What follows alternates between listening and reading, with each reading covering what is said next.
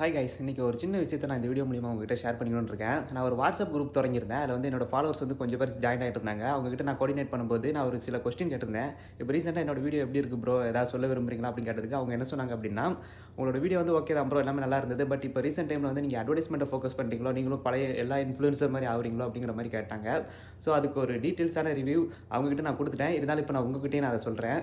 So என்னன்னா, அப்படி join ஆன நிறைய பேர் வந்து மலையாள Instagram ID, YouTube channel, Facebook இந்த மாதிரி ஐடியா ஃபாலோ பண்ணிட்டு இருந்தாங்க. அவங்ககிட்ட கேட்டிருந்தேன், எதுக்கு ப்ரோ நீங்கள் அவங்கள ஃபாலோ பண்ணுறீங்க, உங்களுக்கு மலையாளம் அறியுமா அப்படின்னு கேட்டிருந்தேன்.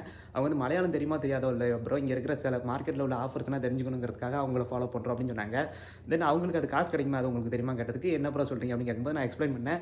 இந்த மாதிரி இங்கே இருக்கிற பெரிய பெரிய கடைகளுக்கு நீங்கள் அவங்க வீடியோ பண்ணி கொடுத்தாங்கன்னா அவங்களுக்கு வந்து மினிமம் 500லேருந்து 700 ரியால் வரைக்கும் ஒரு மாதத்துக்கு கொடுக்குறாங்க ப்ரோ. அது ஒவ்வொரு சில வியூஸை பொறுத்து 1000 ரியாலுக்கு மேலே கூட அவங்க சம்பாதிக்கிறாங்க அப்படின்னாங்க.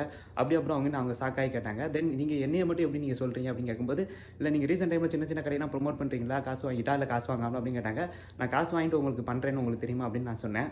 என்ன சொல்ல வரீங்க அப்படின்னு கேட்டதுக்கு நான் என்ன சொன்னேன் அப்படின்னா, நான் வந்து ப்ரொமோட் பண்ணுறேன், நான் இல்லைன்னு சொல்லல. அது ஸ்டார்ட் அப் பிஸ்னஸ்க்கும் சில ஆள்காரங்க என்னை கால் பண்ணி கூப்பிட்டாங்கன்னா மட்டும் தான் நான் அவங்கள போய் ப்ரொமோட் பண்ணுவேனே தவிர, நானாக போய் வாண்டடாக போய் உங்கள் கடையை நான் ப்ரொமோட் பண்ணுவேன் அப்படின்னு எந்த காலமும் நான் யார்ட்டையும் கேட்டது கிடையாது. தென் நான் சில பொருட்கள் இல்லை நான் சாப்பிட போனேன்னா மட்டும் தான் அந்த கடையை வந்து ரெஃபர் பண்ணுற மாதிரி வீடியோ போடுவேனே தவிர, மற்றபடி நானாக போய் ப்ரொமோட் பண்ணது கிடையாது. பட் நீங்கள் வந்து என்னை எப்படி நீங்கள் குற்றம் ஸ்டார்ட் வைக்கலாம் அப்படின்னு நான் கேட்டேன். காரணம் என்னென்னா, இன்கேஸ் எனக்கும் அந்த மலையாள டீம் கூட எனக்கு பேசுறதுக்கான வாய்ப்புகள் கிடைச்சது. அவங்ககிட்ட நான் கோஆர்டினேட் பண்ணேன். அப்போ வந்து நான் இந்த மாதிரி என்னோட சேனல்ஸ்லாம் கேட்கும்போது, உங்களுக்கு நாங்கள் பெரிய ஆப்பர்ச்சுனிட்டிஸ் வாங்கி தரோம். பட் நீங்கள் அதை பண்ணீங்கன்னா உங்களால் வந்து லைஃப் விளாக் வந்து பண்ண முடியாது. இந்த மாதிரியான டைம் பாஸ் விளாக் வந்து உங்களால் பண்ண முடியாது. நீங்கள் பண்ணீங்கன்னா பெரிய பெரிய கடைகளுக்கு தான் பண்ண வேண்டியதாக இருக்கும்.